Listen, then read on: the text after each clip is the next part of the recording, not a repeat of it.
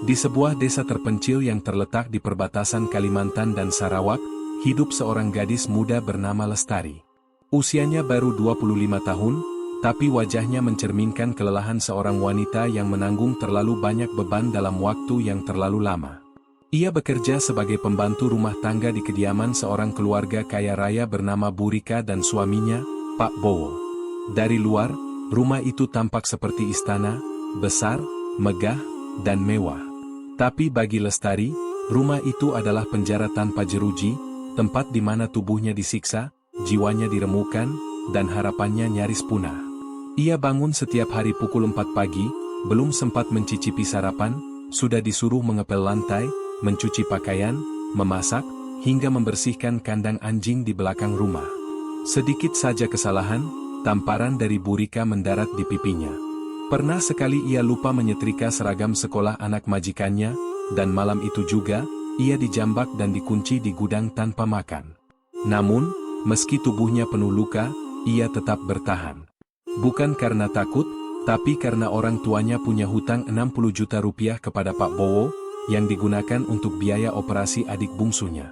Dalam kesepakatan sepihak yang tak pernah Lestari tanda tangani, ia diserahkan untuk bekerja selama 4 tahun tanpa gaji sebagai jaminan hutang. Ia hanya bisa pasrah.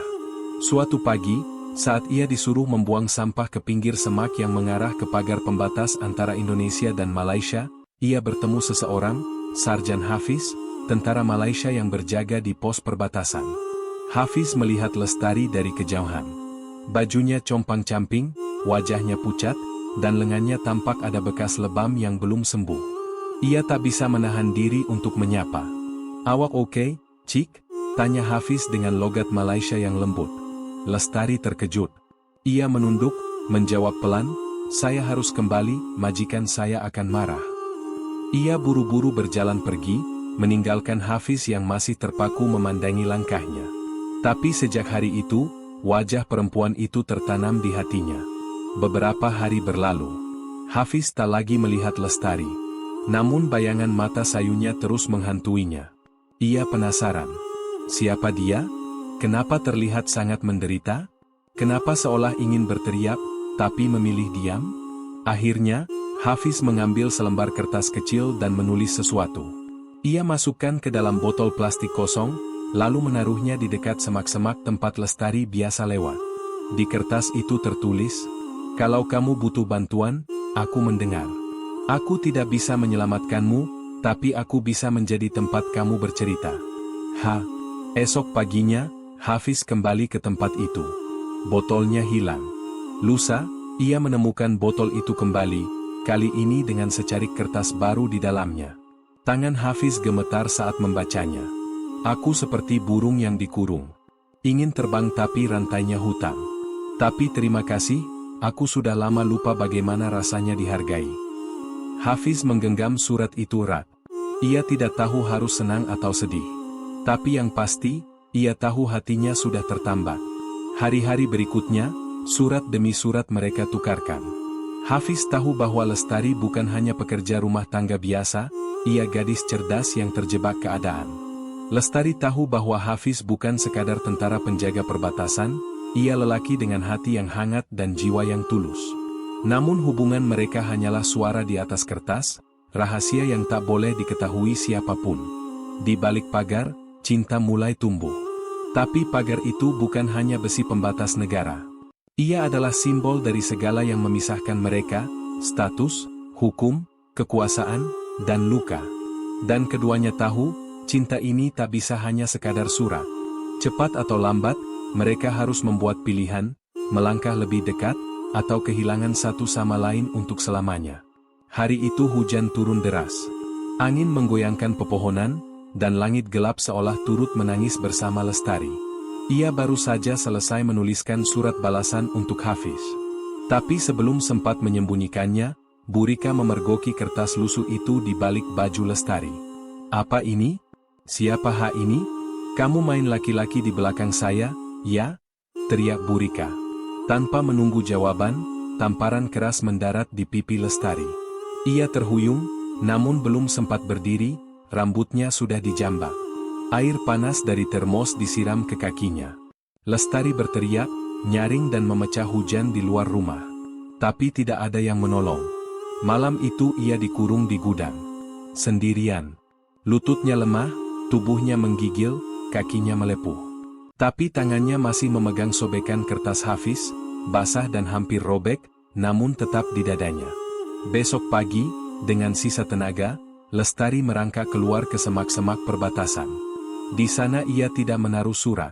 Ia hanya berdiri, dengan luka terbuka, dan tubuh setengah hidup.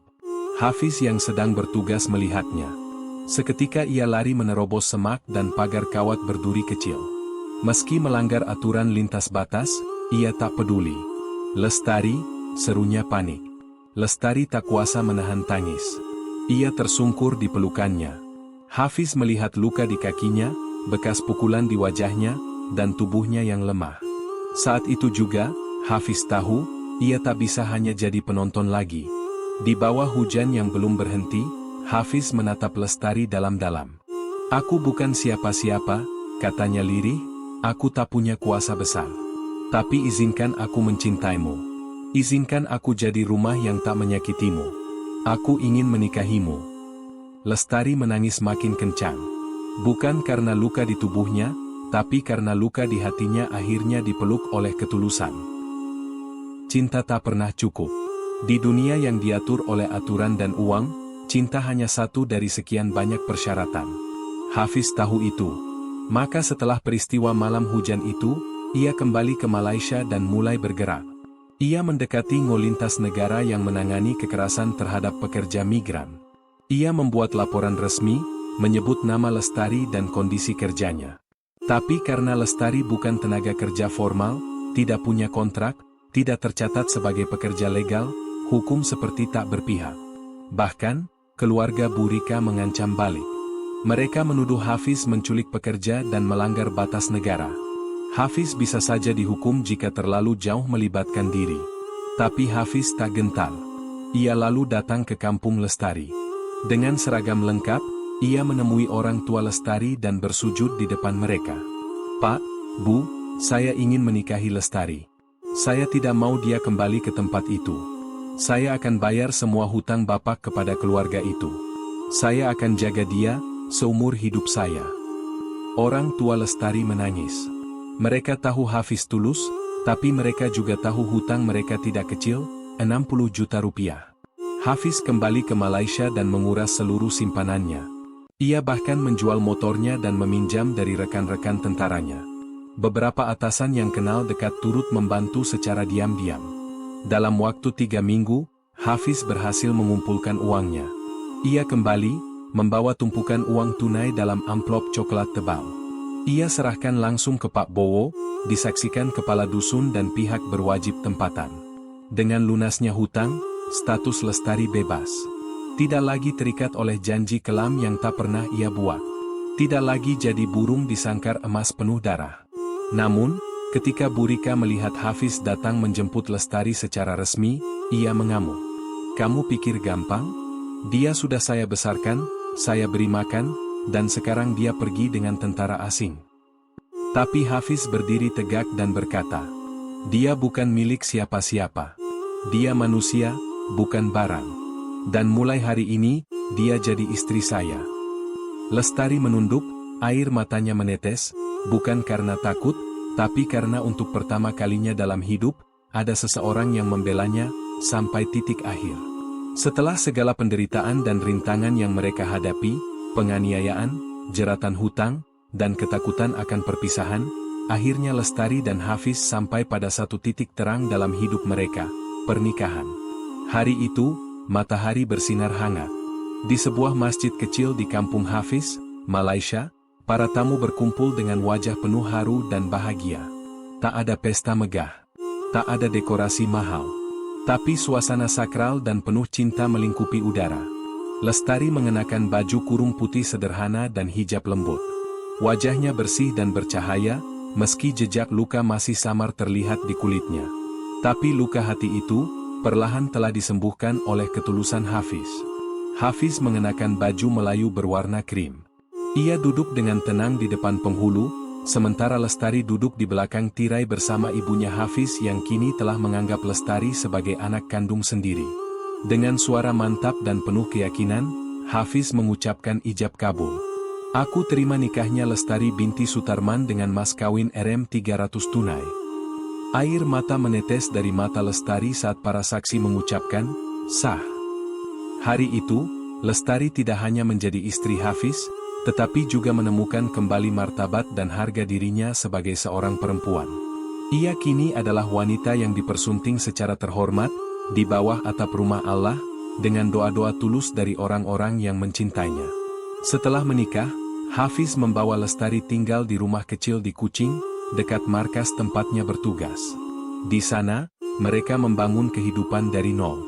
Hafiz tetap menjalankan tugasnya sebagai tentara, sementara Lestari memulai usaha kecil-kecilan, menjual kue dan masakan khas kampungnya secara online dan ke pasar setempat.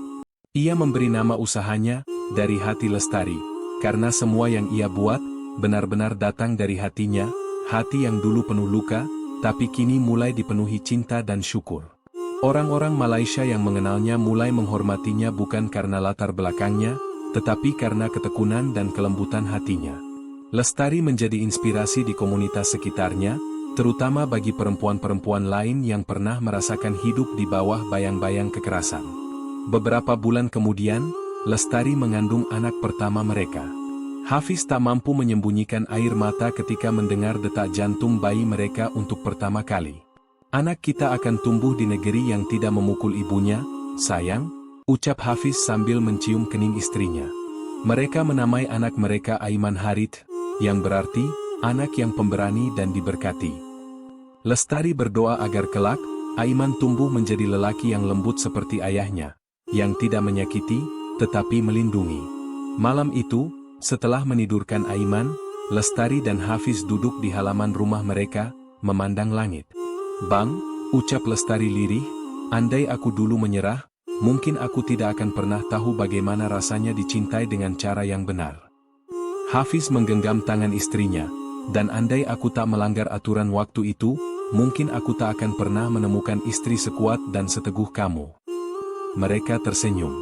Langit Malaysia malam itu seolah memeluk mereka, dua hati yang dulu retak, kini utuh bersama. Kisah Lestari dan Hafiz adalah bukti bahwa cinta sejati bukan soal kemewahan, tapi soal keberanian untuk melawan ketidakadilan, soal kesediaan berkorban, dan keteguhan untuk tetap memilih satu sama lain, meski dunia berkata tidak.